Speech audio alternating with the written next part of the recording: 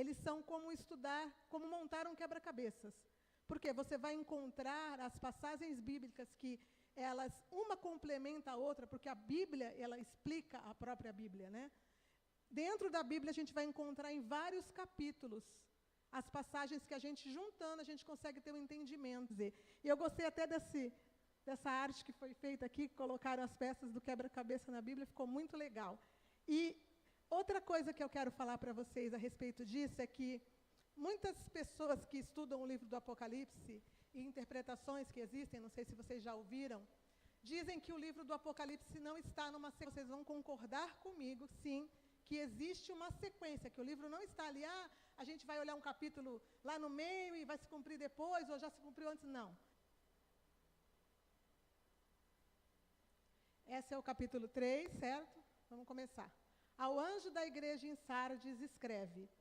Quem estava aqui comigo na semana passada viu os 7 Espíritos de Deus, o que são, na folha do primeiro estudo, para quem não estava aqui, está escrito aí uma explicaçãozinha sobre os 7 Espíritos de Deus. Porque alguns vão perguntar, mas o Espírito Santo não só? Ué, mas isso são 7 manifestações do Espírito de Deus, não são 7 Espíritos, são 7 manifestações. Mas está aí no estudo, para quem quiser depois dar uma olhadinha, tá bom? É só olhar. E os 7 Espíritos de Deus e as 7 estrelas. As 7 estrelas também a gente viu na semana passada, que são justamente, a palavra diz que as estrelas, que são essas 7 estrelas que estão na mão do Senhor, são os anjos das igrejas, das 7 igrejas dos quais o Senhor estava enviando a palavra. Então, são os pastores, ou os líderes daquelas igrejas, no período da época que o livro do Apocalipse foi escrito. Eu expliquei aqui na semana passada que o livro do Apocalipse foi escrito por volta do ano 90 a 95 depois de Cristo, no primeiro século da igreja, né? E que essas cartas elas foram enviadas pelo próprio Deus para que João escrevesse e fossem enviadas às 7 igrejas que existiam naquela época, mas elas também são enviadas para nós nos dias de hoje, porque elas representam aquelas 7 igrejas que existiam sim naquela época, ou seja, existiam as 7 igrejas, mas também ela representa nós como pessoa, como igreja, para cada um de nós de forma espiritual, e também as igrejas, o período que a igreja viveu no decorrer desses quase 2000 anos, né? Falei tudo isso na semana passada, estou dando só uma resumida, tá, gente? Então vamos continuar. Conheço as tuas obras, que têm nomes de que vives e estás morto. O próximo, por favor. Sê vigilante e consolida o resto que estava para morrer, porque não tenho achado íntegras as tuas obras na presença do meu Deus. Então, ali está falando que a pessoa estava morta espiritualmente, né? Está falando ali? Mas que a pessoa tinha que reviver aquilo que ela já tinha vivido. Então, está se falando com o líder da igreja. Volta um pouquinho de novo no versículo 1, por favor, Eduardo. No versículo 1, por favor. Conheço as tuas obras, que tens nome de que vives, mas estar morto. A gente sabe, eu expliquei na semana passada também, que esta representação aqui, que está sendo mostrada para nós, que foi a vive, mas estão mortas. Ou igrejas que têm nome de que vive, ou seja, só aparência, né? Parecem que estão vivendo a fé, mas na realidade estão mortas espiritualmente. Então, ser vigilante, pode pôr um outro, por favor. Ser vigilante e consolida o resto que estava para morrer, porque não tenho achado íntegras as suas obras. Aqui no estudo, tem uma partezinha aqui que está escrito assim, versículo 2, íntegras. Íntegro significa completo. Não tenho achado a sua obra completa diante de Deus. Então, o problema dessa igreja é que ela não estava sendo completa diante de Deus. Ou seja, estava fazendo a obra, mas em alguma coisa que eles estavam fazendo naquela época, eles não estavam completando a obra que o Senhor queria que eles completassem, certo? Vamos continuar. Pode passar, Du, por favor. Lembra-te, pois, do que tens recebido e ouvido, e guardas, e arrepende-te. Lembra-te do que tens ouvido e recebido. A importância de vocês estarem aqui hoje é porque vocês estão aqui ouvindo o quê? A palavra de Deus. O que a gente tem que guardar? Guardar a palavra. Lembra-te do que ouvistes. O que a gente está ouvindo? O que a gente ouve? a palavra. Então, ela tem que estar guardada no nosso coração, para que a gente possa prosseguir fazendo a vontade de Deus. Então, eles estão sendo repreendidos e Deus está falando para ele, guarda o que tem recebido e arrepende-te. Entendeu? Porque eles estão praticando alguma coisa que não estava agradando a Deus. Porquanto, se não vigiares, virei como ladrão, e não conhecerás de modo algum em que hora virei contra ti. Lembrando que o Senhor está falando com o pastor daquela igreja, com o líder. Então, ele está dizendo, ó, se você não vigiar, se você não ensinar para aqueles que estão debaixo da sua autoridade, aquilo que você tem que falar, que aquilo que eu estou ensinando, vai ser tirado de você aquilo que foi te dado. Porque Deus vai vir como um ladrão e você não vai conhecer de modo algum a que horas eu venho contra ti. Isso serve para os dias de hoje, para cada um de nós como igreja. Lembrando que era a igreja do passado, nós como igreja e a igreja do tempo, que a gente vai explicar também no decorrer aqui, o que significa ser épocas da igreja, que a igreja tem vivido nesses 2000 anos. A gente vai chegar lá, tá? Pode continuar, por favor, Du. Depois destas coisas, olhei e eis não somente uma porta. Passou? Ah, tá. Tens, contudo, em Sardes, umas poucas pessoas que não contaminaram as suas vestiduras. Então, essa igreja é a igreja de Sardes, né, que nós estamos lendo. E andarão de branco junto comigo, pois são dignas. Então, dentro desta igreja que estava com o nome de que vivia, mas estava morta, tudo trazendo para o nosso tempo. Existiam aqueles que não tinham contaminado as suas vestiduras e iam andar de branco com o Senhor Jesus. Por quê? Porque estavam dignas. O que significa isso? Eu até falei disso na semana passada. Que dentro da igreja, em todos os parâmetros, seja o ministério que for, sempre vai ter aquela pessoa que tem guardado a vida com Deus. E esse é o nosso papel. A gente ser vigilante, guardar a palavra e não contaminar as nossas vestiduras, é mesmo dentro do tempo que nós estamos vivendo, onde a igreja virou uma banalidade. Nós estamos vivendo últimos dias e os últimos dias estão bem complicados, como igreja também. A igreja virou uma banalidade, as pessoas não têm mais respeito com as coisas de Deus, mas existem aqueles que, por não contaminarem as suas vestiduras, o Senhor diz que estarão de branco com Ele, porque são dignos. Então, a gente sabe, eu já falei isso aqui, vou entrar mais para frente nesse assunto, que nós, a igreja do Senhor Jesus, aguardamos o quê? O arrebatamento da igreja, certo? A igreja será tomada pelo Senhor. E quem vai ser tomado pelo Senhor da terra? Aqueles que não contaminaram as suas vestiduras e que vão estar de branco. Branco significa o quê? A salvação do Senhor. E vão estar com Ele, por quê? Porque foram dignas.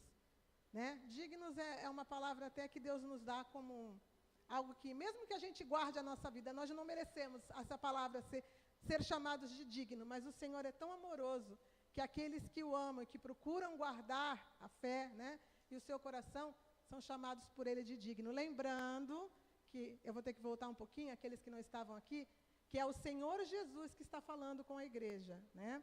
Essa revelação, porque Apocalipse significa o quê? Revelação. Né? Todo mundo tem essa conotação de Apocalipse, eu falei disso também, como, ai meu Deus, o Apocalipse é as catástrofes, é as destruições, é o fim do mundo, mas Apocalipse significa revelação. O Senhor Jesus trouxe a revelação que Ele queria passar para a igreja dEle, né, desde o princípio, porque estava dentro do primeiro século ainda, quando Ele mandou essa revelação, para a igreja dEle e para que o final dos tempos pudesse ser passado. Então, esta é uma revelação que não significa só a catástrofe, significa que Ele está avisando a igreja dele as coisas que viriam a acontecer, né? Mas essa palavra virou o significado, Apocalipse, né? Como algo que é catastrófico. Essa palavra é difícil de falar. Vamos continuar. Pode mudar, Du, por favor. Ao vencedor será assim, vestido de vestiduras brancas, e de modo nenhum apagarei o seu nome do livro da vida. Pelo contrário, confessarei o seu nome diante de meu Pai e diante dos seus anjos. É aquilo que eu falei para vocês. Ó. O vencedor será assim, vestido de vestiduras brancas. E de modo nenhum apagarei o seu nome do livro da vida. Pelo contrário, confessarei o seu nome diante do meu Pai. Então, essa aqui é justamente a salvação que eu acabei de falar para vocês. Que aqueles que conseguirem se manter firmes, vigilantes, obedientes, vão herdar a salvação e vão estar de branco, significa que receberam essa salvação, né? E Deus vai fazer com que essas pessoas sejam confessadas também, aliás, Jesus, né? Diante do Pai, diante dos anjos. Tá bom? Vamos continuar, Du, por favor. Quem tem ouvidos, ouça o que o Espírito diz às igrejas. Pode continuar. Ao anjo da igreja em Filadélfia, escreve: estas coisas diz o santo, o verdadeiro, aquele que tem a chave de Davi, que abre e ninguém fecha, e que fecha e ninguém abre. A gente vai descobrir o que é essa chave de Davi. Alguém tem ideia do que seja essa chave de Davi? Não? Vamos pensar. Davi, o que ele escreveu? Quem sabe o que Davi escreveu quando ele ainda era pastor de ovelhas? O que ele escrevia? Os salmos, né? Que eram cânticos. Os salmos eram o quê? Eles eram orações cantadas, né? Que ele fazia para o Senhor. Então, qual é a oração que Davi deixou? Que é aquilo que ele fazia. Aliás, o que é a chave de Davi? É a oração. Então, a oração, ela é a chave de Davi. Vamos continuar. Que abre e ninguém fechará, e que fecha e ninguém abrirá. Então, a oração tem o poder de abrir os céus e de fechar os céus se for necessário.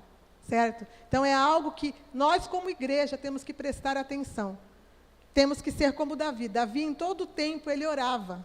Todo tempo ele falava com Deus. Todo tempo ele salmodiava, né? Ele cantava orando. Por quê? Porque ele sabia que ele precisava viver em oração para vencer as situações que ele vivia. E olha que ele viveu situações terríveis, né? De perseguição, de luta e de, assim, contendas terríveis para poder chegar àquilo que Deus queria. O que Deus queria dele? Que ele passasse a ser o rei de Israel. Mas para que ele chegasse lá, ele passou por muita coisa. Então, nós não somos diferentes como igreja. Se nós queremos chegar nessa salvação que o Senhor tem para nós temos que entender que nós precisamos estar com essa chave de Davi, orando sempre, sem cessar.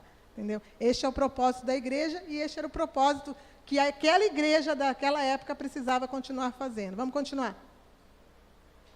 Pode mudar.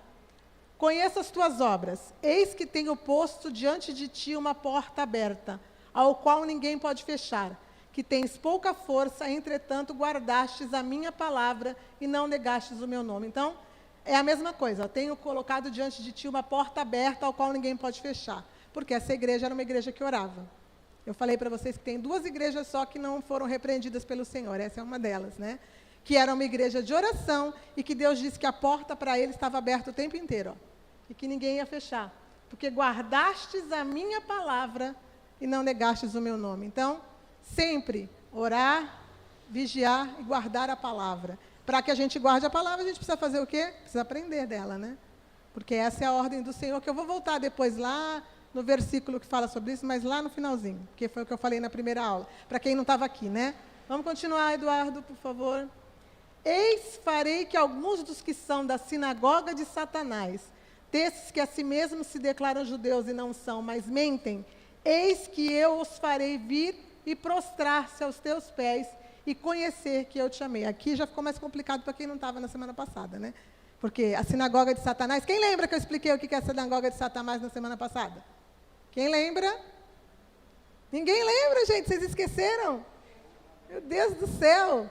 Lembra que eu expliquei a respeito daqueles que governaram na época de Jesus e que não eram judeus? Lembram? Que aquilo é o que acontecia com essa igreja, ou seja, a perseguição, ela vem de uma sinagoga de Satanás, ou seja, sinagoga é o quê? Era a igreja dos judeus, era onde eles se reuniam para adorar a Deus, chamava-se sinagoga. Tinha o templo, que era onde eles iam fazer sacrifícios anualmente, né? E tinha as sinagogas, que eram igrejas, onde eles oravam. Então, sinagoga de Satanás. Então, significa que dentro do povo de Israel daquela época, existiam aqueles que não faziam parte do povo judeu, mas que dominaram o povo naquele período. Eu expliquei isso, está até aí no... Ah, não, eu acho que não está. Eu vou mandar de novo no grupo as imagens, porque quem entrou novo não vai ver. Da semana passada do estudo, porque lá tem uns textinhos explicando sobre a sinagoga de Satanás, tá? Eu vou mandar no grupo. A senhora precisa colocar a senhora no grupo, senão a senhora não vai ver, tá bom? Antes da senhora ir embora, espera que eu vou pegar seu telefone, tá? E seu WhatsApp, tá bom? senão a senhora não vai ver. Vou colocar para vocês poderem entender. Eu vou dar só um resumo, não tem como explicar tudo, né? E existe a sinagoga de Satanás para os dias depois daquele período da igreja. Eu expliquei que existe um povo, entendeu? Está lá escrito no texto, que eu vou colocar para vocês de novo no grupo, que existe um povo, que é um povo que se converteu ao judaísmo, mas que não eram judeus, mas se converteu por interesses. E este povo, ele vem, desde o decorrer do início do século também, se misturando ao povo judeu, se transformou, porque se converteu, acabou se tornando um povo de Israel. Mas eles não são das 12 tribos de Israel. Eles fazem parte de uma que é chamada da 13ª tribo, que na realidade não existe, né? Por quê? Porque eles não são judeus. E qual é o intuito destes que entraram para dentro do povo de Israel e se converteram? É justamente manifestar a obra de Satanás, ou a obra que vai trazer o reino do anticristo no final. Ou seja, é aquela história, quer vencer? Junte-se a eles, né? Quer vencê-los? Junte-se a eles. Ou seja, você entra dentro do lugar e dentro do próprio sistema você destrói ele por dentro. Então, este é o propósito. Até comentei na semana passada que o povo de Israel, vocês sabem que tem um exército muito potente, muito poderoso, né? E que o que aconteceu no dia 7 de outubro de 2023, para mim, na minha visão, é algo muito estranho. Por quê? Porque como é que pode aqueles que entraram lá, não posso falar o nome, gente, porque eu estou ao vivo, mas aqueles que entraram lá, sabe, e invadiram Israel no dia 7 de outubro de 2023, e levaram pessoas, e tiraram a vida de pessoas, né? Como que eles entraram, se aquele lugar ele é fechado? Tem muros, soldados para todos os lados, o exército mais poderoso da terra, entendeu? Como que entraram? Então a gente vê que dentro dos governos deste mundo, do próprio governo de Israel, existem aqueles que são da sinagoga de Satanás. Mas o Senhor diz o que aqui? Que Ele vai fazer com que eles se prostrem aos seus pés para conhecer que eu o amei. Eu acho que até tem alguma coisinha aqui falando, deixa eu ver. Tem. Abre aqui, Du, por favor, Isaías 60:14. Está no versículo 7, aí eu vou explicando sobre a sinagoga de Satanás. Aliás, explicando não, né? Eu disse que está na aula passada. Aqui. Também virão a ti, inclinando-se aos filhos dos que te oprimiram, prostrar-se-ão até as plantas dos teus pés, todos os que te desdenharam, e chamar-te-ão cidade do Senhor, Sião, Santo de Israel. Então Deus tem uma promessa, que não só está lá nas igrejas, nas cartas das igrejas, mas está aqui em Isaías também, dizendo que aqueles que se levantaram contra o povo de Deus e os oprimiram, isso serve para o povo de Israel e serve para nós como igreja também, que vão se prostrar diante de nós. Chamar-te-ão cidade do Senhor, Sião, Santo de Israel. Então vão ter que reconhecer que o Senhor é o nosso Deus. Então o que está dizendo nesse resumo todo? Que serão destruídos no final, né? A gente sabe que o anticristo perde no final, não tem jeito, né? Acho que só ele que não entendeu isso ainda, né? Porque vai continuar a obra dele, mas no final ele perde. Então, Deus mostra para nós que mesmo com toda essa obra que o diabo tem planejado desde os primórdios da igreja, aliás, desde os primórdios da igreja não. Se nós pararmos para pensar, o Senhor criou o planeta Terra, colocou aqui Adão e Eva. Estava tudo muito bonitinho lá, né? O Jardim do Éden, tudo funcionando perfeitamente. Mas quem estava plantado lá no meio? Satanás, o dragão, a antiga serpente. Estava em forma de quê? De serpente. Por que a Bíblia chama de antiga serpente, né, em Apocalipse? Nós vamos chegar nessa parte. Porque ele era a serpente do Éden, certo? Foi lá atazanar a vida da Eva, fazer a Eva cair, né? E desde o princípio, aonde tem a igreja, aonde tem o povo de Deus, Satanás vem e faz o quê? Planta o joio. Entendeu? O joio e o trigo. Então, sempre vai ser assim. Até o final, onde a igreja vencer, onde o povo de Deus vencer, vai ser assim. Mas no final, a gente vai vencer. Glórias a Deus por isso, né? Vamos continuar. Volta lá, por favor, para Apocalipse. Acho que é versículo 8 agora, né? 3. Vê aí. Deixa eu ver. Volta no 7 para ver se é o 8 mesmo. Não, muda aí, vai. Conheça as tuas obras. Não, é mais para frente. É aqui mesmo isso. Agora é o 10. Pode mudar. Por isso que é ruim ficar não ser com a Bíblia aberta, gente, se eu não consigo ver o versículo anterior. Mas vocês têm paciência aí que vocês vão chegar lá também. Então vamos continuar. Porque guardastes a palavra da minha perseverança, também eu te guardarei da hora da provação que há de vir sobre o mundo inteiro, para experimentar os que habitam sobre a terra. Essa passagem aqui está falando para nós, justamente da igreja sendo tirada. Ó. Porque guardastes a palavra da minha perseverança, eu vou te guardar da hora da provação que há de vir sobre o mundo. Esta provação, ela acontece dentro do período da tribulação, nos últimos 7 anos, entendeu? Onde vai haver o reinado do anticristo, o Senhor vai livrar a igreja dele, essa é a promessa. Coloca a imagem para mim, por favor, Du. Eu vou mostrar para vocês uma coisa aqui. Aqui. Nós estamos aqui no original grego. Quem sabe que a Bíblia no Novo Testamento foi escrita em grego? Não o Velho foi escrito em hebraico, o Novo foi escrito em grego, né? Então aqui, tem uma palavrinha aqui, ó.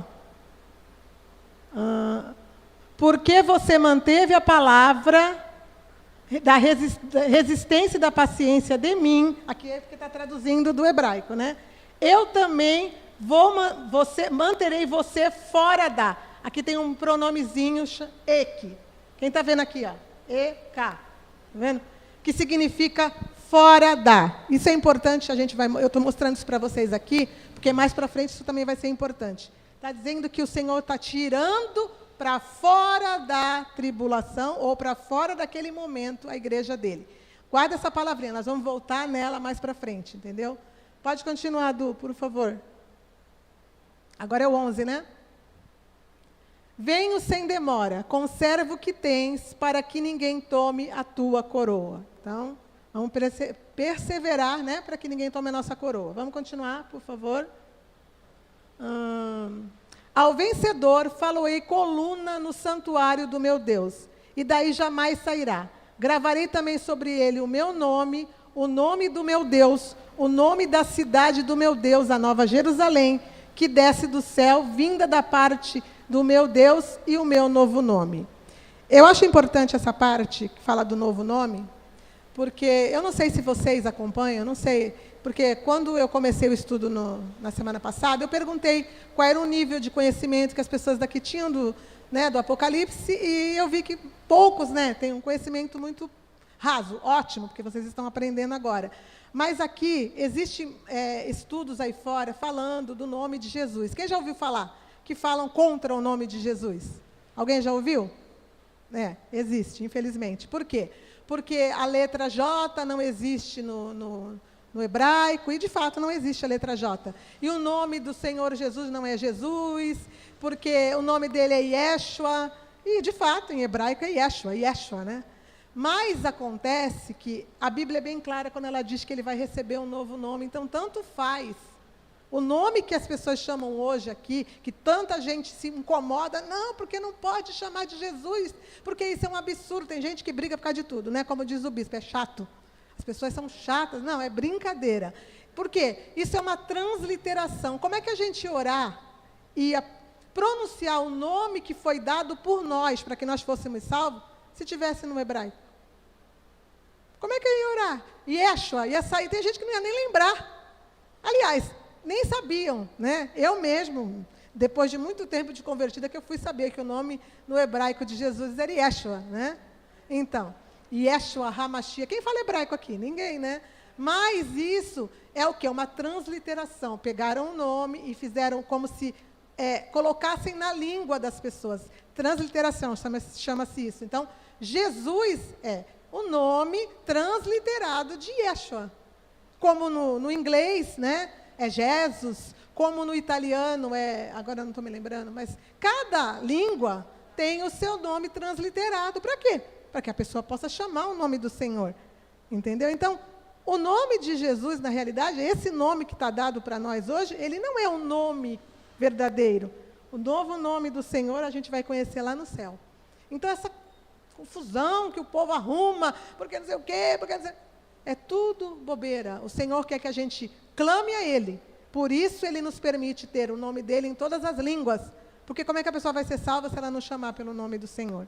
Né? Então, é que vocês não têm vocês nunca viram, mas eu já participei de várias conversas com pessoas nos grupos de estudos do qual eu dou, que as pessoas, elas são chatas, entendeu? E aí eu peguei esse versículo e falei, olha aqui, ó. Entendeu? Para vocês parar de arrumar encrenca, entender que a salvação é para acontecer na vida de todos, a salvação não é para meia dúzia. A salvação é para todo mundo que aceitar. Então, Deus ele tem que colocar à disposição de nós essa salvação. E é isso que ele fez por nós. Vamos continuar? Então, vamos. Próximo. Quem tem ouvidos, ouça o que o Espírito diz às igrejas. Agora já vai ser o 4, né? Passa para mim aí, Du, no próximo. É o 4? Se for... Du, o próximo.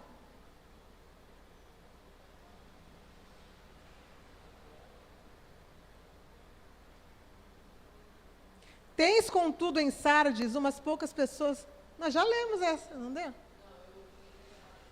Hã? Não, mas eu já falei essa. Você está enganado. Eu acho que agora vai entrar no 4. 4 já, não é? Não?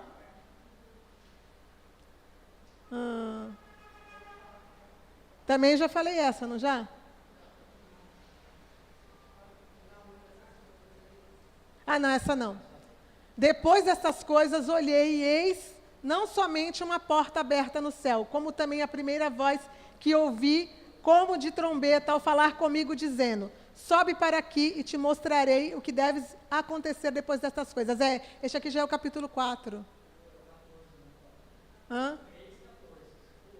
Pulei? Ah, então tá, então pode voltar lá.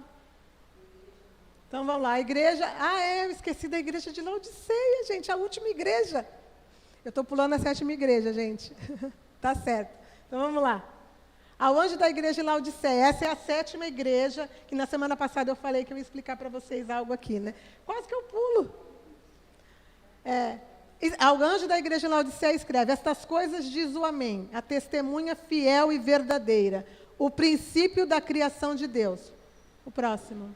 Conheço as tuas obras, que nem és frio e nem quente. Quem deras fosse frio ou quente. Pula. Assim porque és morno, e nem és quente nem frio, estou a ponto de vomitar-te da minha boca. Então aqui está falando da igreja, que representa a igreja do nosso tempo. Desse tempo que nós estamos. A igreja morna. A igreja que nem é quente e nem é fria. Mas o Senhor, ele não aceita que sejamos mornos. Ele diz que o morno, ele vai vomitar da boca dele. Né? Vamos continuar. Pois dizeis, estou rico e abastado, e não preciso de coisa alguma, e nem sabe que tu és infeliz, sim, miserável, pobre, cego e nu. Isso é forte a gente ouvir do Senhor, né? Mas veja se isso não é o que acontece nos dias de hoje. Igrejas ricas, igrejas abastadas financeiramente e que acham que porque têm o dinheiro, elas estão abafando diante de Deus, mas Deus chama elas de miserável, pobre, cegas e nuas. Esta é a igreja da época que nós estamos vivendo, a última igreja do livro do Apocalipse. Isso também nos mostra que estamos vivendo o período do final dos tempos, certo? Estamos vivendo os últimos dias, como a palavra de Deus diz, né? Vamos continuar. Pode mudar, Du. Aconselho-te que de mim compres ouro refinado pelo fogo para que te enriqueças. Voltando ao assunto do arrepende-te, lá da outra igreja, o Senhor sempre chama a igreja dele a arrepender-se. A igreja pode estar torta, pode estar pecando, pode estar corrupta, pode estar roubando, pode estar pintando e bordando. Mas qual é a palavra do Senhor para a igreja que ele tem aqui na terra? Arrependa-se. Por quê? Porque o desejo dele é que a gente se arrependa. Ele não morreu naquela cruz para voltar para o céu sozinho, gente. Ele quer que nós nos salvemos. Mas é óbvio que precisa que nós venhamos também fazer a nossa parte. E qual é o propósito dele? Que a gente se arrependa. Então, o que ele está falando para a igreja desse tempo que nós estamos agora? Para que essa igreja se arrepender, ela tem que fazer o quê? Comprar ouro refinado pelo fogo, para que te enriqueças. Então, a riqueza humana que eles julgam ser importante, não é. Ele está mandando a gente comprar o ouro refinado pelo fogo. E o que acontece com o ouro? O ouro, quando ele é minerado lá, ele vem com impurezas, né? As pepitas de ouro são cheias de impurezas. Então, o que faz com que esse ouro seja purificado? O fogo, né? É colocado em fogo nas altas temperaturas e aí divide o ouro para um lado e a impureza para o outro. Então, muitas vezes, a igreja está passando pelo momento do fogo. Fogo, né? Dificuldade, Deus envia, sim, o fogo para provar a igreja dele, para que a gente possa se tornar o ouro. Então, essa igreja morna do passado, e essa que representa a igreja que nós somos hoje, vai ser, já está sendo e vai continuar sendo provada pelo fogo, para que se arrependa. Então, aqueles que estão de vestiduras brancas, lá, que a gente leu na igreja do passado, ok, que continue assim, mas existem aqueles que o Senhor precisa alcançar, para que se arrependa antes que ele venha buscar a igreja dele. Vamos continuar. Vestiduras brancas para te vestires. Eu falei para vocês que a vestidura branca é o quê? A vestidura da salvação. Então, a pessoa está sem vestiduras. Ela está o quê? Nua lá. A fim de que não seja manifesta a vergonha da tua nudez. Então, aquele que está vivendo distante do Senhor, mesmo tendo o nome de que vive, está nu. Está sem as vestes de salvação. E ele convida essa igreja a buscar essa veste de salvação. E colírio para ungires os olhos, a fim de que vejas. Por quê? Porque quando a pessoa se afasta do Senhor, ela se torna o quê? Cega. Né? E é incrível, você pode chegar para a pessoa e falar, mas você está errado, não vai por aí não, você não é igreja do Senhor. Não, está tudo certo, porque a pessoa se torna cega. E a pior cegueira é a cegueira espiritual. Mas o Senhor está chamando a igreja a arrepender-se. Vamos continuar. Eu repreendo e disciplino a quantos amo. Sê, pois, zeloso e arrepende-te. Pode continuar. Eis que estou à porta e bato. Se alguém ouvir a minha voz e abrir a porta, entrarei em sua casa, cearei com ele e ele comigo. O caso dessa igreja é um caso tão sério, gente, que o Senhor Jesus está para o lado de fora. Como é que pode o Senhor Jesus estar habitando o coração das pessoas do lado de fora? Porque a igreja, que é a igreja dele, expulsou ele para o lado de fora. E ele está batendo na porta do coração. Ele tinha que estar dentro já do coração. Porque não é a igreja? E onde Jesus mora dentro da igreja? Não é no coração? Mas como é que pode o Senhor Jesus estar batendo do lado de fora da porta ali? Para que a pessoa abra o coração para ele. É o que eu falo, né? Nós, enquanto humanos, não conseguimos compreender o amor de Jesus, né? Ele morreu, deu a vida, foi torturado, deu sangue por nós para salvar. E ainda, com um amor tão zeloso, ele ainda fica atrás de nós, buscando que nós nos arrependamos. Então, este amor que o Senhor Jesus tem por nós é algo que a compreensão humana não consegue realmente entender, né? É algo, assim, impressionante, né? Vamos continuar. Ao vencedor dar-lhe-ei sentar-se comigo no meu trono, assim como também eu venci e me sentei com o meu Pai no seu trono. Pode continuar, Du. Quem tem ouvidos, ouça o que o Espírito diz às igrejas. Agora é o 4, né? Tá. Antes de eu começar o 4, capítulo 4, a gente está encerrando aqui as 7 igrejas, né? Com a última igreja. Eu quero mostrar para vocês uma coisinha, tá? Que é importante. Abre Apocalipse 1:19, por favor, Eduardo. Não está aí, se vocês quiserem anotar, porque isso aí não está aí, tá?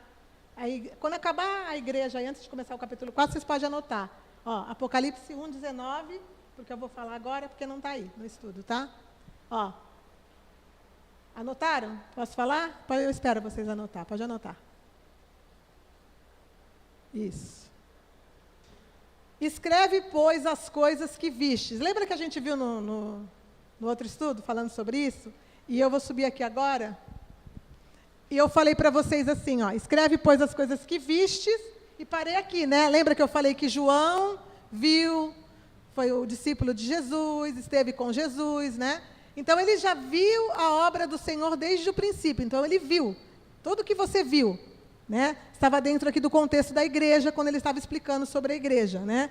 O João, ele foi discípulo de Jesus, depois ele pregou na igreja do Senhor Jesus, no final ele escreveu o livro do Apocalipse, inclusive quando teve o momento que ele viu Jesus glorificado, lá no capítulo 2, que vocês não estavam aqui na semana passada, mas no capítulo 2 do livro de Apocalipse, aparece Jesus glorificado para João, e isso fez com que, com certeza, ele lembrasse do Monte da Transfiguração, que ele viu Jesus transfigurado ainda vivo. Então, João tinha visto, estava vendo muitas coisas acontecer. E aí aqui está escrito assim, as que são. Aí ele estava falando o quê? Da igreja naquele momento, entendeu? Então ele estava mostrando para João a igreja daquele momento. Então, aquilo que são, ou seja, são naquele momento o que a igreja estava vivendo. E as que hão de acontecer depois destas. Então, a partir deste momento, a gente vai começar as que hão de acontecer depois destas. Então, a gente vai começar agora a ver realmente as profecias do livro do Apocalipse, aquilo que o Senhor queria mostrar para ele para o tempo do fim, para o tempo que nós estamos, né? E abre para mim, por favor, Eduardo, em Daniel, no capítulo 12, no versículo 9, por favor. Anota também que isso aí não está. Daniel 12, 9. Aqui. Ele respondeu, vai, Daniel, porque estas palavras estão encerradas e seladas até o tempo do fim.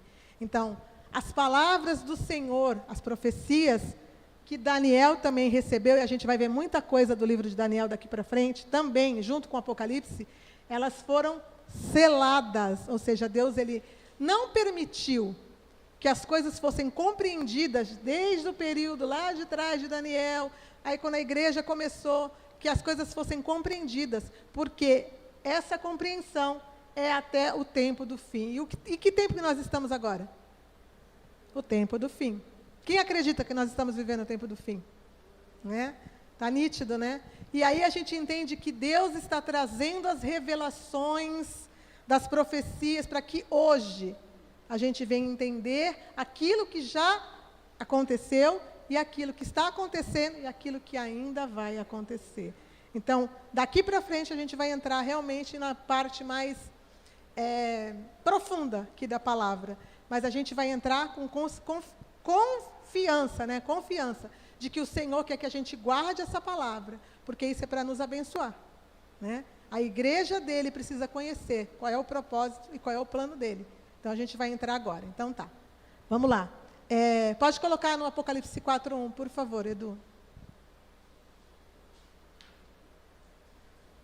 Então, vou ler de novo, tá? Depois destas coisas, olhei, e eis não somente uma porta aberta no céu, como também a primeira voz que ouvi, como de trombeta, ao falar comigo, dizendo, sobe para aqui, e te mostrareis o que deve acontecer depois destas coisas. Então, até aquele momento, João estava recebendo de Jesus, pelo anjo, aquilo que ele precisava falar para as igrejas. Ok, já passou.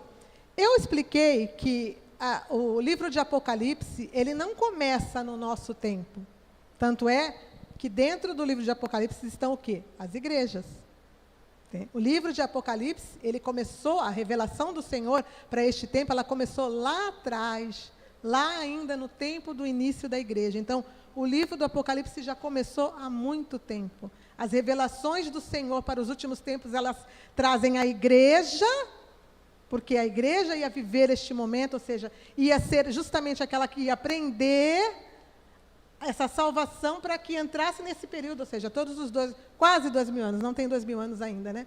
Todo esse período para que chegasse nesse período e a igreja soubesse o momento que ela estava vivendo. Então, o livro de Apocalipse não começa agora, mas as profecias do fim, elas vão começar a ser faladas a partir de agora. Então, João foi levado para o céu, ó, sobe para cá, né? E eu vou te mostrar as coisas que hão de acontecer. E aí tem pessoas que falam, nesse acontecimento aqui, que aqui é a representação do arrebatamento da igreja. Ah, nesse período é que está o arrebatamento da igreja, mas não é. Entendeu? A gente vai falar um pouquinho sobre isso, deixa só eu virar aqui.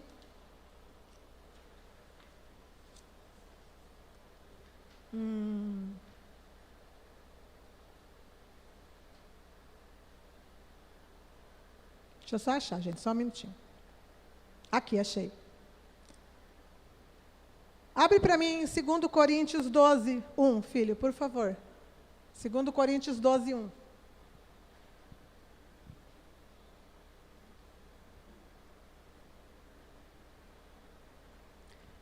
Se é necessário que me glorie, ainda que... É esse 12, 1? É. Se é necessário que me glorie, ainda que não convém, passarei as visões e revelações do Senhor. O próximo. Conheço um homem em Cristo que há 14 anos foi arrebatado até o terceiro céu. Se no corpo ou fora do corpo, não sei. Deus o sabe. Continua. E sei que o tal homem, se no corpo ou fora do corpo, não sei, Deus o sabe. Pode continuar. Foi arrebatado ao paraíso e ouviu palavras inefáveis, aos quais não é lícito ao homem referir-se. Essa passagem é Paulo falando do tempo em que, quando ele se converteu, depois que o Senhor Jesus morreu e chamou ele na estrada lá de Damasco, né? Ele também teve esse momento, ele também foi chamado ao céu. E ele diz aqui, não sabe se foi no corpo ou se foi fora do corpo, porque foi um arrebatamento que ele teve. Mas o que eu quero mostrar para vocês com essa passagem? Que é o mesmo arrebatamento que João passou. Que essa porta aberta no céu, ela foi aberta no início da igreja e ela está aberta para nós. Por quê? Porque o Senhor Jesus, ele vai manter essa porta aberta até que a igreja passe. Então, pela porta que João passou ali, não era o momento do arrebatamento, ele simplesmente foi levado, assim como Paulo depois também tinha sido levado, para quê? Para conhecer as coisas que Deus queria mostrar. Então, primeiro Paulo, né, porque aqui foi antes, e João a mesma coisa. Então, aqui não é o arrebatamento da igreja. A gente vai, dentro da palavra, achar, sim, mais para frente, aonde está realmente o arrebatamento da igreja. Vocês vão entender quando eu chegar lá, tá? Deixa eu continuar aqui. Aí no estudo de vocês está assim, ó, versículo 1, porta aberta, o versículo que eu falei, aí está escrito assim, que porta é essa? A porta da graça foi aberta no início da igreja, e a descida do Espírito Santo, na descida do Espírito Santo, e será fechada no fim da era da igreja, ou no fim desta dispensação, que é a época da igreja. Aí abre para mim Lucas 13, Du, por favor, versículo 24. 13, 24. Observei os corvos. É esse mesmo? 12, 24. 13, 24. Estou sem óculos, gente. Respondei-lhes, esforçai-vos por entrar pela porta estreita, pois eu vos digo que muitos procurarão entrar e não poderão. Então, essa é a mesma porta pela qual João passou, é a mesma porta pela qual o apóstolo Paulo passou, e é a mesma porta que a igreja vai passar, a porta estreita do céu. Então, no dia que a igreja for tomada, essa porta será fechada. Então, a gente já entendeu que nesse momento, que muitos falam, que é o arrebatamento da igreja. Não era o arrebatamento da igreja, era um acontecimento, como muitos tiveram também esse acontecimento na Bíblia. Muitos foram tomados ao céu por essa porta, né? Vamos continuar. Pode continuar, por favor. Volta para Apocalipse.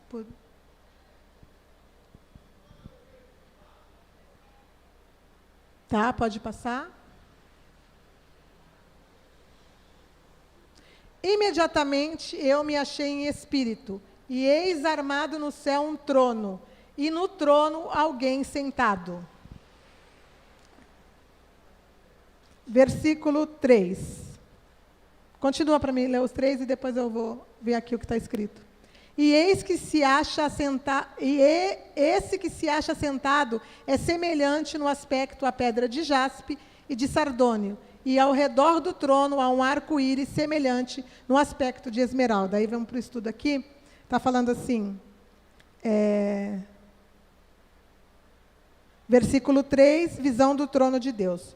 Outra visão do trono de Deus estão em Ezequiel, no capítulo 1, 26, e Isaías 1, 6. Vamos lá, Isaías 1, 26, Eduardo, por favor. Estou mostrando para vocês como quebra-cabeças, como eu falei para vocês. Tudo que está no livro do Apocalipse está também em muitos dos livros dos profetas. Então, a gente vai começar a vasculhar a Bíblia, assim, a gente vai rodar, vai ter capítulo do Apocalipse que a gente vai rodar muito a Bíblia, tá? Ezequiel 1, 26. Por cima do firmamento que estava sobre a sua cabeça havia algo semelhante a um trono, como uma safira. Sobre esta espécie de trono estava sentada uma figura semelhante a um homem. Continua. Via como um metal brilhante, como fogo ao redor dele, desde os seus lombos e daí para cima, e desde os seus lombos e daí para baixo. Via como fogo e um resplendor ao redor dele. Mais um, né? Como o aspecto de arco que aparece na nuvem, a mesma coisa, o arco-íris, está vendo? Em dia de chuva, assim era o resplendor em redor. Esta era a aparência da glória do Senhor. Vendo isto, caí com o rosto em terra e ouvi a voz de quem falava. Então, Ezequiel também foi levado aos céus e também viu o trono de Deus, a glória de Deus. E viu Deus, viu o arco-íris, viu tudo que estava lá no céu, tá? E tem mais um aqui, que é Isaías 6, 6:1.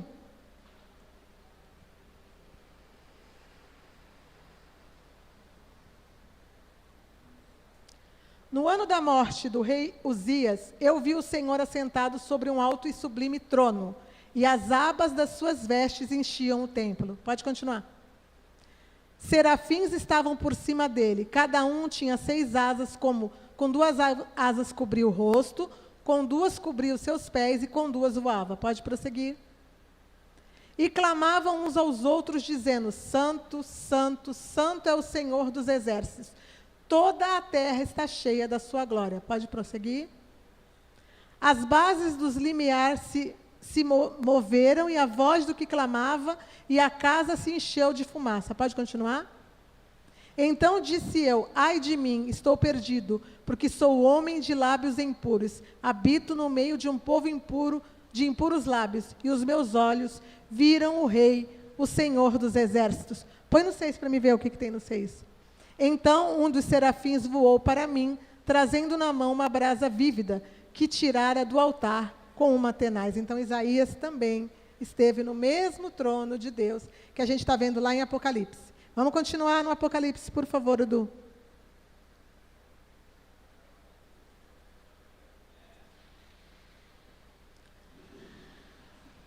Pode pôr no 4, por favor.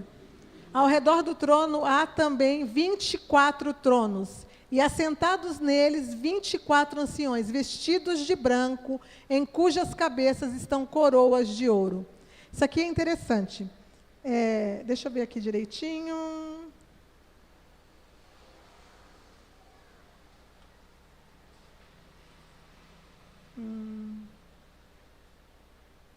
Está mais para frente, depois eu leio para vocês. 24 anciões, mais para frente no capítulo a gente vai explicar um pouquinho sobre eles. Pode prosseguir, por favor. Do trono saem relâmpagos, vozes e trovões, e diante do trono ardem 7 tochas de fogo, que são os 7 Espíritos de Deus. De novo, os 7 Espíritos de Deus, a gente está vendo aqui. Pode prosseguir. Há diante do trono como que um mar de vidro semelhante a cristal, e também no meio do trono e à volta do trono 4 seres viventes cheios de olhos por diante e por detrás. Vocês lembram agora há pouco que eu li para vocês sobre os serafins, lá em Isaías? Então, esses seres viventes aqui são os serafins de Isaías, tá? São os mesmos seres, tá? Essa parte aqui que fala do mar de vidro, aqui está no estudo, Apocalipse 15:2 fala dele também. Eu vou ler para vocês só, mas depois, quando a gente estiver lá no Apocalipse 15, eu explico. Põe no Apocalipse 15:2 para mim, por favor, Edu. Vi como que um mar de vidro mesclado com fogo. É o mesmo mar. E os vencedores da besta e da sua imagem e do número do seu nome, que se achavam em pé no mar de vidro, tendo harpas de Deus. Então, aqueles que vão vencer, eu vou explicar isso para vocês dentro do contexto de Apocalipse mais para frente, vão estar diante deste trono, diante deste mar de vidro. Mas esses aqui são aqueles que vão vencer dentro da tribulação, tá? Não é a igreja, não. Mas vou explicar isso depois. É só para vocês entenderem, o mar de vidro ele está citado diante do trono de Deus, ele tem uma utilidade depois para ele, tá bom? Vamos continuar, por favor, Du.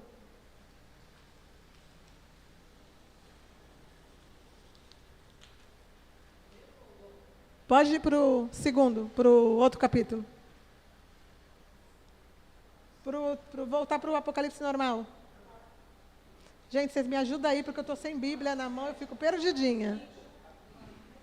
Agora é o 4:7? É o 7? O primeiro ser vivente é semelhante ao leão, o segundo semelhante ao novilho, o terceiro tem rosto como de homem, e o quarto ser vivente é semelhante à águia quando está voando. Os seres viventes são os serafins, tá? Eles têm 4 rostos diferentes, como está explicando ali para nós, tá? É interessante quando a gente observa isso aqui, que o primeiro rosto era semelhante a um leão. A gente vai fazer só uma ligação aqui de semelhanças. Eu não estou falando que é, não. Só uma semelhança. Quem é o leão da tribo de Judá? O Senhor Jesus. Então, eles também têm rosto como de leão.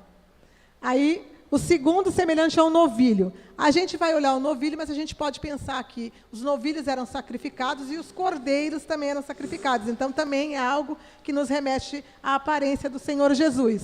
O terceiro com rosto de homem. O Senhor Jesus veio à terra, né, como homem, né? E aqui, o quarto ser vivente semelhante à águia quando está voando. Sobre essa águia eu explico mais para frente, tá? Vocês vão aguardar. Tá? Pode continuar, por favor.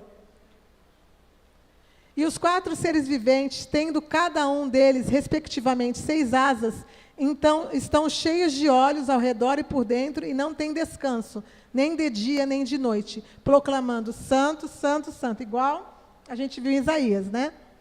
E o Senhor Deus, o Todo-Poderoso, aquele que era, que é e que há de vir. Pode continuar, por favor. Quando esses seres viventes derem glórias e honras e ações de graças ao que se encontra sentado no trono e ao que vive pelos séculos dos séculos, pode continuar?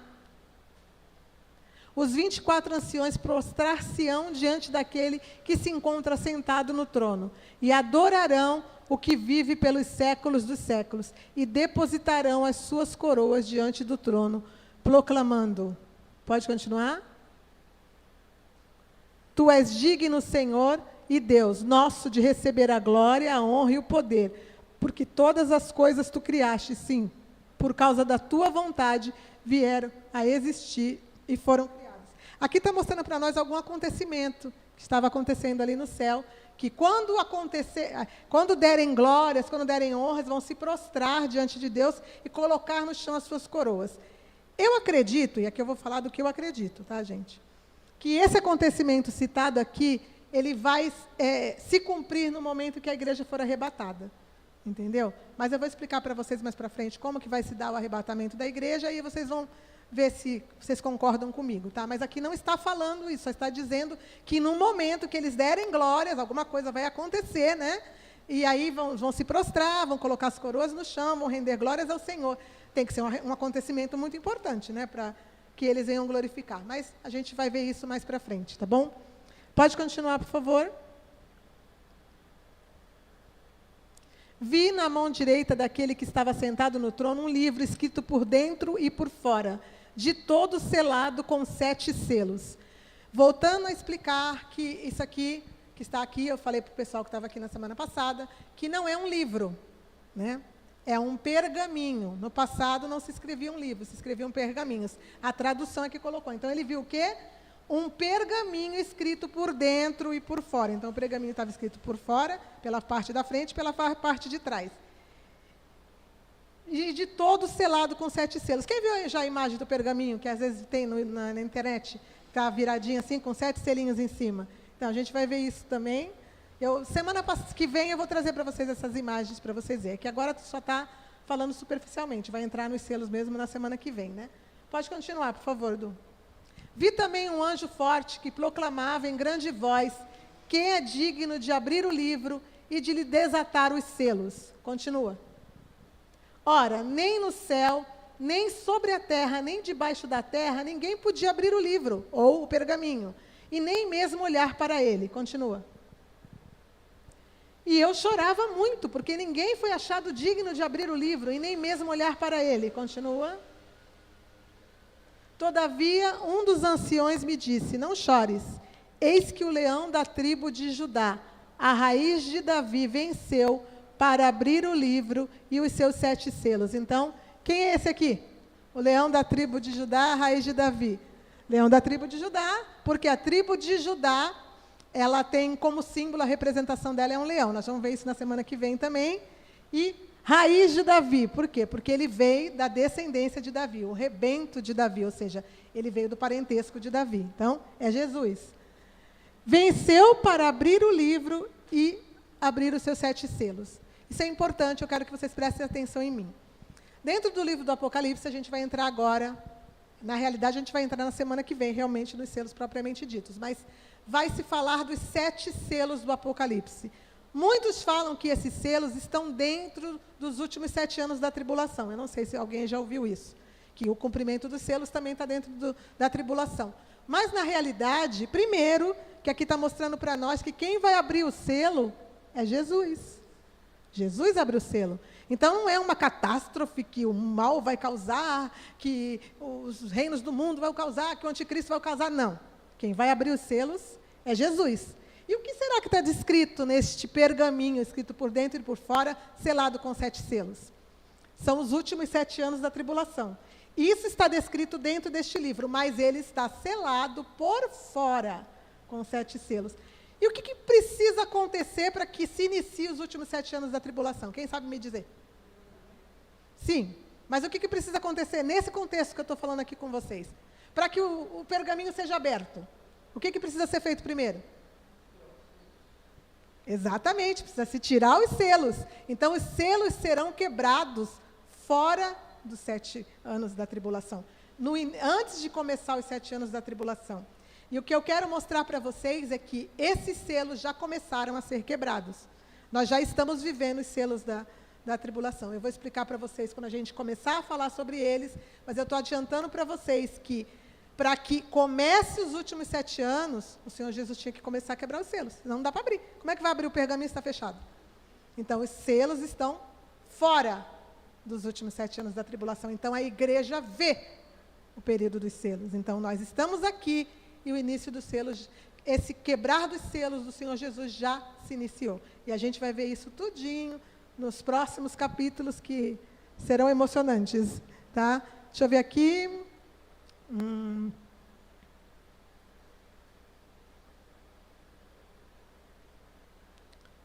Abre para mim, por favor, em Mateus 24, 3 e 13. Eu vou ler para vocês aí. Acha versículo 1 aí, por favor, do capítulo 4. Acharam? Livro, pergaminho, rolo escrito por dentro e por fora, onde estão contidos os acontecimentos dos últimos 7 anos da tribulação. Os 7 selos são também as dores de partos descritas em Mateus 24. A gente vai ver isso agora. Então, vamos lá. Mateus 24, 3. Presta atenção, gente, que a gente vai começar a entrar em partes aqui que precisa prestar atenção para vocês não se perderem, tá? Então, vamos lá. No Monte das Oliveiras, achava-se Jesus assentado, quando se aproximaram deles os seus discípulos em particular e lhe pediram, dize-nos, quando sucederão essas coisas? E que sinal haverá da tua vinda e da consumação dos séculos? Está falando do fim dos tempos, da vinda dele e da consumação dos séculos. Continua, Du, por favor. E ele lhe respondeu, vede que ninguém vos engane. Continua. Porque virão muitos em meu nome dizendo, eu sou o Cristo, e enganarão a muitos. Continua. E certamente ouvireis falar de guerras e rumores de guerras. Vede, não vos assusteis, porque é necessário assim acontecer, mas ainda não é o fim. Bom, neste século que nós estamos, aliás, no século que nós estamos não, o século passado que começou, né? Começou-se a ouvir falar, guerras sempre existiram. Desde a Bíblia a gente sabe que existe falar de guerras, mas dentro do período desses últimos tempos, a gente viu na nossa história a Primeira Guerra Mundial, que foi uma guerra que devastou muitas vidas, e a Segunda Guerra Mundial, certo? E nós estamos vendo acontecimentos hoje que são realmente aquilo que diz ali, ó, falando de guerras e rumores de guerras. E o que está sendo falado, gente? Na Terceira Guerra Mundial. Isso está sendo falado o tempo inteiro. Toda hora que acontece alguma coisa, alguém diz, meu Deus, agora vai começar a Terceira Guerra Mundial. Então, nós estamos vivendo dias que antecedem essa guerra. Em qualquer momento ela vai explodir. Porque está pegando fogo China com Taiwan, está pegando fogo Rússia com Ucrânia, está pegando fogo Estados Unidos com China agora, está pegando fogo Israel com aqueles que estão rodeando ele, que eu não posso falar o nome, entendeu? Então, quer dizer, a gente está vendo rumores de guerras e guerras em todos os lugares já despontando. Aqui, Mateus 24, o princípio das dores. Vamos continuar. Porquanto se levantará nação contra nação e reino contra reino, e haverá fomes e terremotos em vários lugares. Fomes e terremotos em vários lugares. Então a gente vê aqui. Está tendo fome no mundo? Tem. E eu posso dizer para vocês que vai piorar um pouquinho mais, tá? Infelizmente vai piorar um pouquinho mais. Tem terremotos?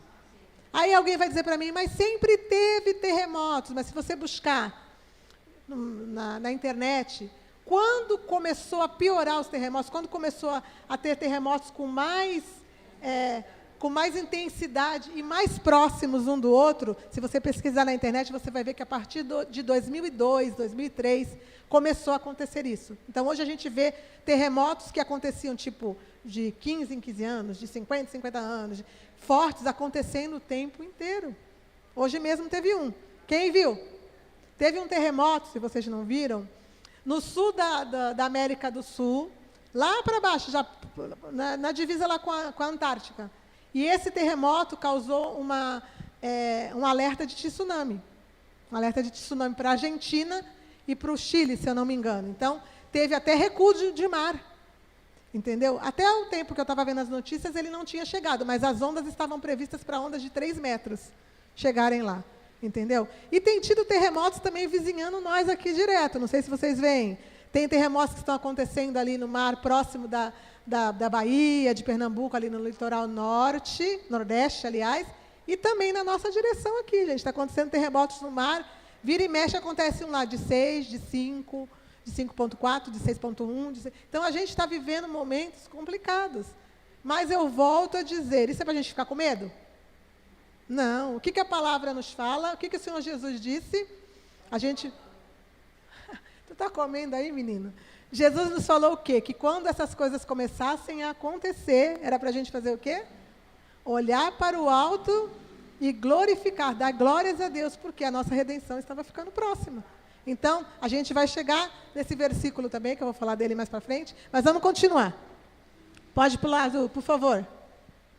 Porém, tudo isso é o princípio das dores. Eu não falei que é o momento das dores? E a gente vai ver, quando eu começar a semana que vem, que o que acontece em Mateus 24 aqui, dizendo que é o princípio das dores, é o que está nos selos também.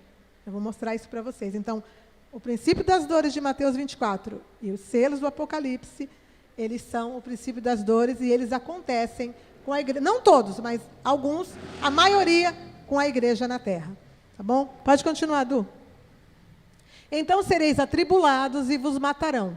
Sereis odiados de todas as nações por causa do meu nome. A gente vai ver nos selos também os acontecimentos de perseguição. Eu falei para vocês na semana passada que a igreja perseguida existe hoje, que existem países, né, que são perseguidos, que existem mártires. A gente está aqui buscando Jesus, a gente ouve a palavra, a gente tem liberdade, mas existem países que não. Que as pessoas, para poderem ouvir a palavra, elas correm risco de vida. Elas são presas, elas são mortas, elas são os mártires que estão dentro dos selos também, que a gente vai falar sobre eles na semana que vem, entendeu? E que estão aqui também, ó, serão odiados por causa do meu nome. Então, esses acontecimentos, sim, eles já estão se cumprindo. Pode continuar, Du, por favor. Nesse tempo, muitos hão de se escandalizar, trair e odiar uns aos outros. Isso está acontecendo, gente? Continua. Levantar-se-ão muitos falsos profetas e enganarão a muitos. O que eu falei para vocês na semana passada sobre os falsos profetas, né? Eu vou até retomar essa passagem, eu acho importante. Põe para mim Joel 2, por favor, do 28. Eu já expliquei isso na semana passada, mas como não estava todo mundo aqui, eu acho bom explicar de novo e é importante. Joel 2, 28, isso. E acontecerá depois que derramarei do meu espírito sobre toda a carne. Vossos filhos e vossas filhas profetizarão. Vossos velhos sonharão. E vossos jovens terão visões. Isso aqui é uma profecia que aconteceu mais ou menos uns 500 anos, eu não tenho a data precisa aqui, mas mais ou menos uns 500 anos antes de Jesus nascer. Então, nem Jesus tinha nascido, quanto mais a igreja. Mas aqui estava profetizando a igreja já, a descida do Espírito Santo, o profeta Joel profetizou. E quando Pedro prega, vai lá para Atos 2, acho que é Atos 2, 14.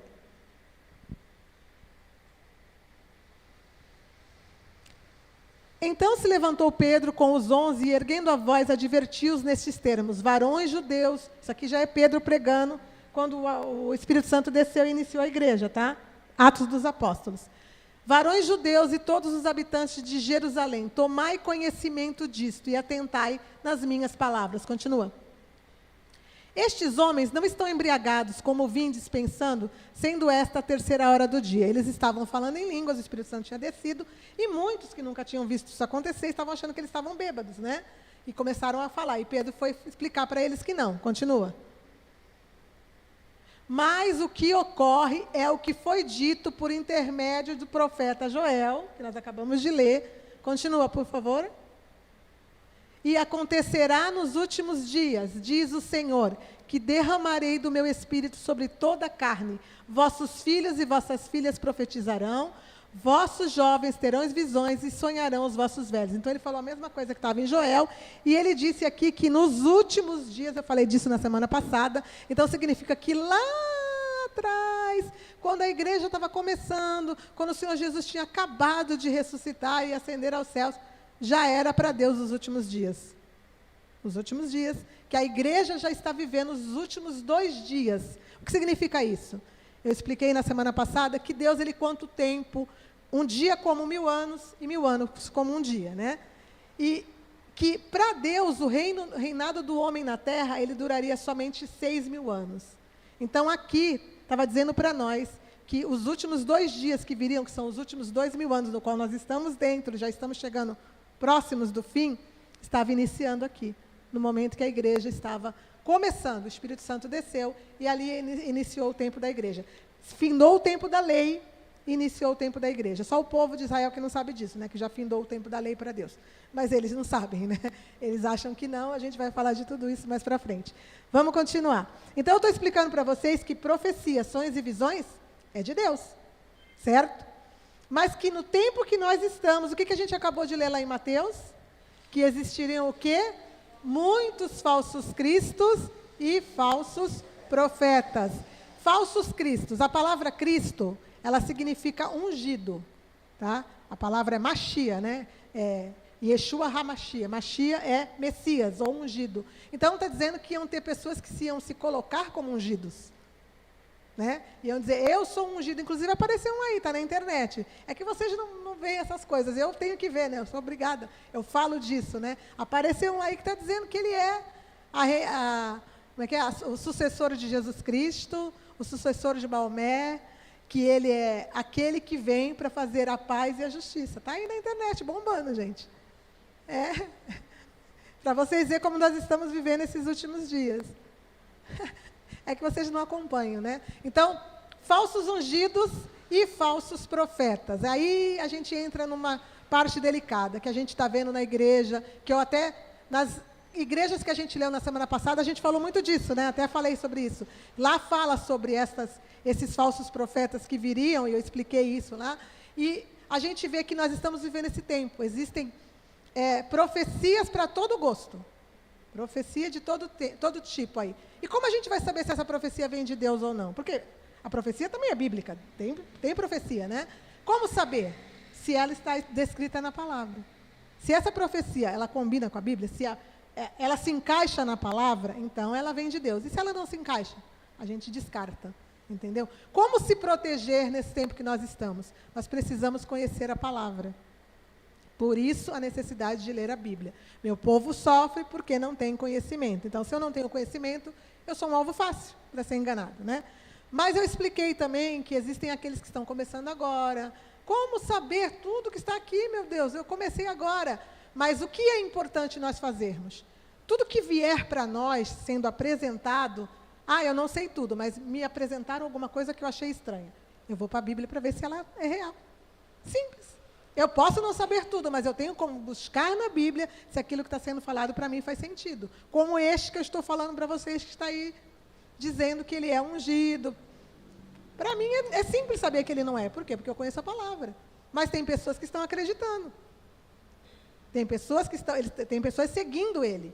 Ele é um americano, só que ele tem descendência do Islã, não posso nem falar muito dessa religião, né? tudo complicado hoje em dia, mas ele tem descendência também judia, então ele está dizendo que ele é o verdadeiro Papa, que ele é o sucessor de Pedro, ele é tudo, gente. E ele conhece o que ele está falando, não é que ele fala como um doido, ele conhece a Bíblia e ele conhece o Alcorão. Então, ele realmente, para aqueles que não têm conhecimento, é fácil de enganar as pessoas hoje em dia. Falsos cristos e falsos profetas. Abre para mim, Du, por favor, em Mateus 7:20.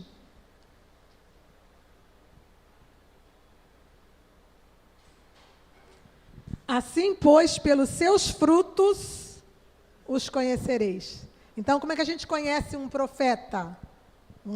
Porque, na realidade, realmente os profetas, eles acabaram em João Batista.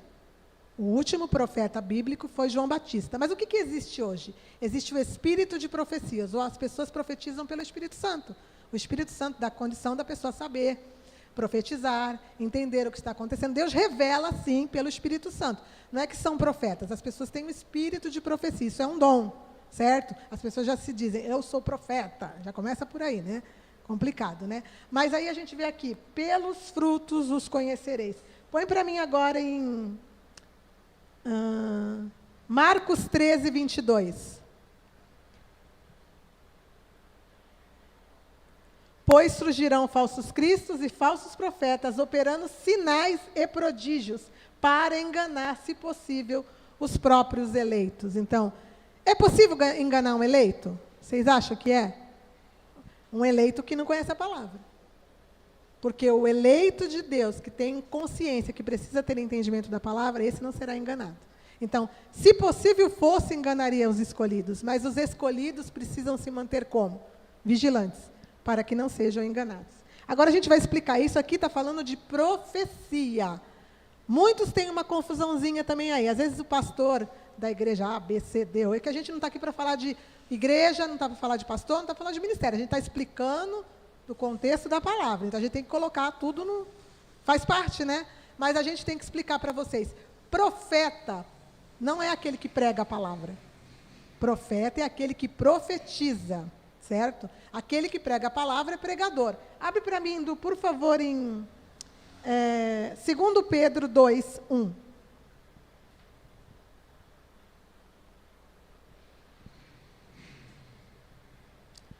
Assim como no meio do povo surgiram falsos profetas, assim também haverá entre vós falsos mestres, os quais introduzirão dissimuladamente heresias destruidoras, até o ponto de renegarem o soberano Senhor que os resgatou, trazendo sobre si mesmos repentina destruição. Então, a gente vai entender aqui. Assim como tem os falsos profetas, que profetizam, e a gente já vai ver já o que é a profecia, vou mostrar para vocês. Assim existem os falsos mestres, ou os falsos pregadores. Mestre é quem? Quem ensina. O que eu estou fazendo aqui para vocês? Estou ensinando. Então, eu estou na posição de quê? De professora, né? De mestre.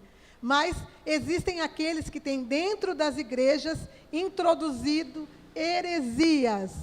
Ou seja, pregam coisas que não está na palavra. Entendeu? Então, não é só com os falsos profetas que a gente tem que tomar cuidado. A gente tem que tomar cuidado com aquilo que é pregado para nós também. Entendeu? Está na Bíblia? É daquele jeito que está escrito mesmo? Então, existe a necessidade de nós observarmos. Existe no livro de Atos um povo que chamava-se o povo bereano. Quem já ouviu falar do povo bereano? Os crentes de Bereia. Quando se pregava para eles, eles iam lá para ver se estava escrito. Então, a gente tem que ser igualzinho.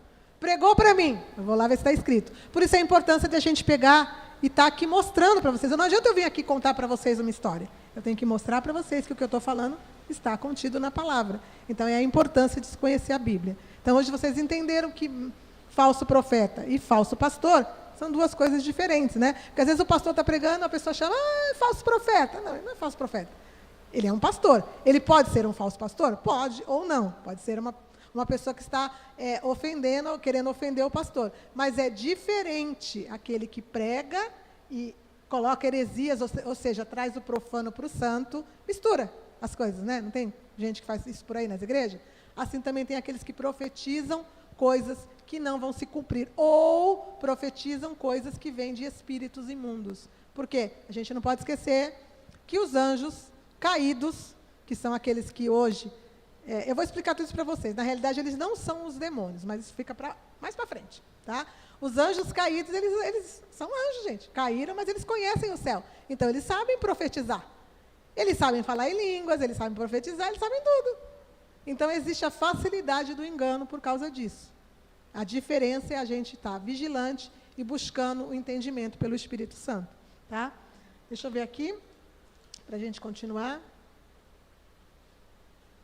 Agora, pode continuar, por favor, no Apocalipse. Que eu já não sei nem mais onde eu estou. Acho que é no versículo 11, né? É no 11?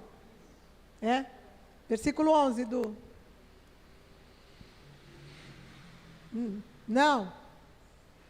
É 3:11, né? 4:11. 4:11.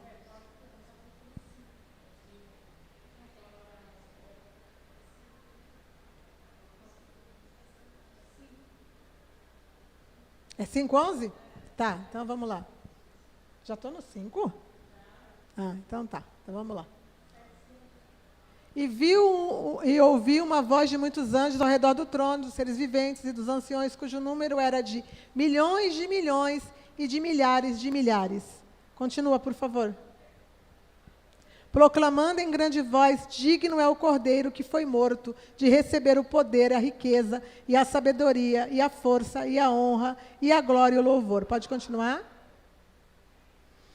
Então ouvi que toda a criatura que há no céu, e sobre a terra, e debaixo da terra, e sobre o mar, e tudo que neles há, estava dizendo, aquele que está sentado no trono, e ao Cordeiro seja o louvor, a honra, a glória e o domínio, pelos séculos dos séculos. Continua. E os 4 seres viventes respondiam amém. Também os anciões prostraram-se e o adoraram. Continua. Aqui já é o 6:1. Pode voltar para o antes. Aqui eu falei para vocês que eu ia falar dos 24 anciões, né?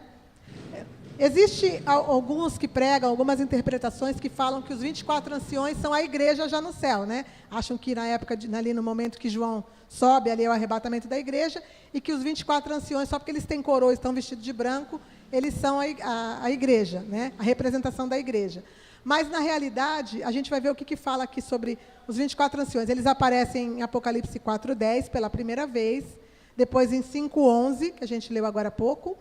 Porém, em Daniel 7:9, a gente já vai olhar já, encontramos um texto que nos remete também aos 24 anciões. Põe para mim Daniel 7:9, por favor, Edu. Continuei olhando até que foram postos uns tronos, e o ancião de dia se assentou, sua veste era branca como a neve, e os cabelos da cabeça como a pura lã. E o seu trono era chamas de fogo, e as suas rodas eram fogo ardente. Aqui está falando para nós que tinha o trono, onde assentou-se o ancião de dias. Esse ancião de dias aqui é o Senhor Jesus, tá? Depois, mais para frente, eu vou explicar para vocês, porque a gente vai ter que voltar nesses capítulos aqui. Mas aqui está falando que também tinha o que ali, além do trono que Jesus sentou? Uns tronos. Então, o céu ali já estava demonstrando para nós que, além do trono de Deus Pai, que a gente viu lá em Apocalipse, vimos em Isaías, vimos em Ezequiel, tem o trono do Senhor Jesus, que está do lado do trono de Deus Pai, que é o ancião de dias, e também tinham outros tronos. Esses tronos eram os tronos dos 24 anciões. E aí, mais para frente, eu vou explicar para vocês que eles não são a igreja, não teria como eles ser. Deixa eu ver se... Eu vou mostrar já Apocalipse 19:4, só para adiantar para vocês. Põe no Apocalipse 19:4, por favor. Aqui. Aqui já é no finalzinho, lá, que a gente vai chegar lá, tá? Ó, os 24 anciões e os 4 seres viventes prostraram-se e adoraram a Deus, que se acha sentado no trono, dizendo amém, amém. Continua, por favor, Edu. Saiu uma voz do trono, exclamando, dai louvores ao nosso Deus, todos os seus servos, os que temeis, os pequenos e os grandes. Pode continuar. Então ouvi como voz de numerosa multidão, como de muitas águas, como de fortes trovões, dizendo, aleluia, pois reina o Senhor nosso Deus, o Todo-Poderoso. Continua. Alegremo-nos e exultemo-nos, e demo-lhes glória, porque são chegadas as bodas do Cordeiro, cuja esposa a si mesmo já se ataviou. Aqui é o momento em que os anjos, os 24 anciões e os seres viventes, que a gente leu agora, que são os serafins, estavam dando glórias a Deus, por quê? No céu. Porque chegou o momento da festa do casamento do Senhor Jesus com a igreja, as bodas do Cordeiro. E ali está dizendo para nós assim, a noiva que já se ataviou, a esposa, né? Que ali ele já está como esposa, que a si mesmo já se ataviou. Continua, Du, por favor. Pois foi-lhe dado vestir-se de linho fino, resplandecente e puro, porque o linho finíssimo são os atos de justiça dos santos. Então está mostrando aqui que a igreja veste linho fino, branco, resplandecente, as vestes da salvação, que já está aqui diante de Deus, lá no céu, já nas bodas do Cordeiro, certo? Que essa vestimenta são os atos de justiça dos santos, ou da igreja, né? Os santos são aqueles que são separados para Deus, mas a gente vê aqui a noiva sendo ali demonstrada, e a gente vê os anciões também. Então, como é que os anciões e a igreja e a noiva pode ser a mesma coisa? Tem como? Os 24 anciões estão dando glória ali, porque a noiva ou a esposa do Cordeiro está ali com Jesus na festa do casamento. Tem como ser? Então, a gente já viu aqui, já dei uma pincelada para vocês que não, que a igreja e os 24 anciões não são a mesma coisa. A gente vai encontrar o momento do arrebatamento aqui no Apocalipse, gente, e vocês vão ver que tudo tem que se encaixar. Não adianta eu achar, eu deduzir. Aí eu pego um versículo e falo, isso aqui está parecendo isso. Mas e os outros versículos? Será que encaixam? Será que eu consigo achar um contexto que ligue uma coisa a outra, como eu estou falando? Então, os 24 anciões já estavam no céu, a gente viu ali os tronos sendo postos na época de Daniel. Eles não foram citados? Não, porque eles estavam sendo guardados para ser citados no Apocalipse, né? Que eles apareceram, como eu falei, no capítulo 4, no capítulo 5 e lá no capítulo 19. Mas eles já estavam lá. O que os tronos estavam fazendo lá? Né? Então, só que existe a necessidade, Deus ele quer que a gente venha montar as peças do quebra-cabeças. Então, a gente tem que buscar na palavra que aquilo se encaixa, que o conhecimento da palavra é esse. É você buscar versículos que se encaixam um no outro para que o contexto seja formado de fato de verdade. Senão, começa a se formar interpretações e heresias, com versículos soltos que não nos dão entendimento verdadeiro da palavra. Certo? Agora coloca para mim a última imagem, Du, por favor, que a gente já chegou no finalzinho já. A imagem. Ó, na Bíblia, profecia é a comunicação da vontade dos pensamentos de Deus, frequentemente transmitida através de profetas que são conduzidos pelo Espírito Santo. As profecias podem prever acontecimentos futuros, oferecer avisos, exortar a obediência ou revelar a natureza e o caráter de Deus. Então, isso é uma profecia, certo? Então, a pregação da palavra que pastores fazem não são profecias. Nós podemos, sim, enquanto pastores ali, profetizar a bênção na vida das pessoas. Mas isso não é uma profecia realmente, propriamente dita, como ela é realmente, como os profetas do passado faziam. Eles falavam de coisas que iam acontecer no futuro, porque Deus contava para eles. Como João. João estava ali como um profeta, quando ele escreveu, porque estava sendo revelado para ele aquilo que ia vir, que ia acontecer lá na frente. Então, foi mostrado para ele, como foi mostrado para os profetas do passado, certo? Então, profecia é você saber da vontade de Deus, que vai acontecer lá para frente, ou amanhã, ou na vida de alguém, mas pela vontade de Deus é revelado aquilo para aquela pessoa. E que a gente tem que tomar muito cuidado hoje em dia, porque está cheio de profeta por aí, falando coisas que não tem nada a ver. Vocês entenderam? Espero que vocês tenham gostado. A gente chegou ao final da nossa segunda aula, tá bom? Eu também agradeço aqueles que estiveram conosco na internet, né? Que Deus abençoe vocês. Fiquem com Deus e até a próxima.